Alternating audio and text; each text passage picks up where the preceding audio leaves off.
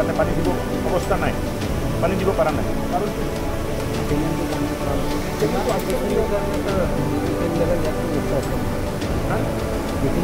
মানুহে পাম্প লগাই লৈ ল'ব, লগা বস্তুবিলাকে দি দিয়ক। নিজে নিজে উঠাই লৈ যাব গাঁৱৰ মানুহ, যদি কয় গাঁৱৰ মানুহ লাগি দিব লাগে, এইখিনিৰ কাৰণে শ্ৰম লাগিব।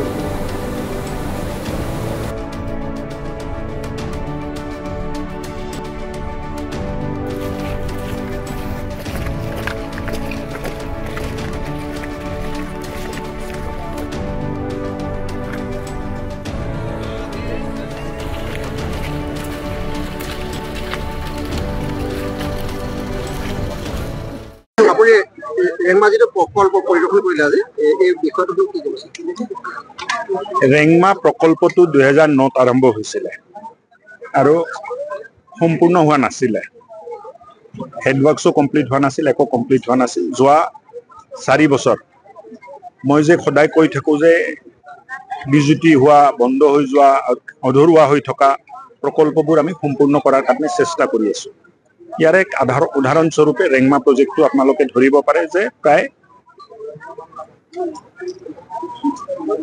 12 বছৰ প্ৰকল্পটো চলোৱাৰ পিছতো বন্ধ হৈ গৈছিলে। প্ৰকল্পটো কোনো ঠিকাদাৰ নাছিলে, ইয়া নাছিলে।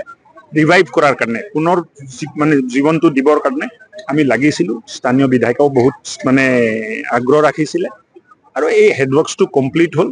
কেনেল ৱৰ্কটো কৰিব পৰা নাই, কিয় এই যিটো স্কিম আছিলে, এই স্কিমটো তেতিয়ালৈ মানে এক্সপায়াৰ হৈ গ'ল 15 বছৰত।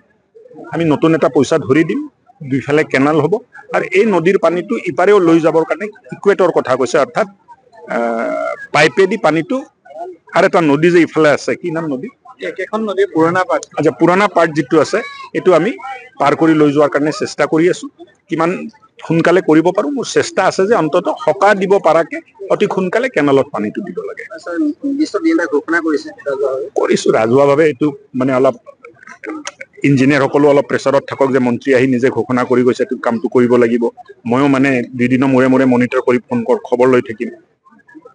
বন্ধুবৰ বিশ্বজিৎ ফুকনো মাজে সময় হোৱাটছআপ ফোনে যোগেদি মোক যদি জনাই থাকে, ময়ো অলপ হেঁচা দি থাকিলে কাম হৈ যায় আৰু এনেকে টানা টানি কৰি কামবিলাক কৰিব লাগিব ৰাইজৰ।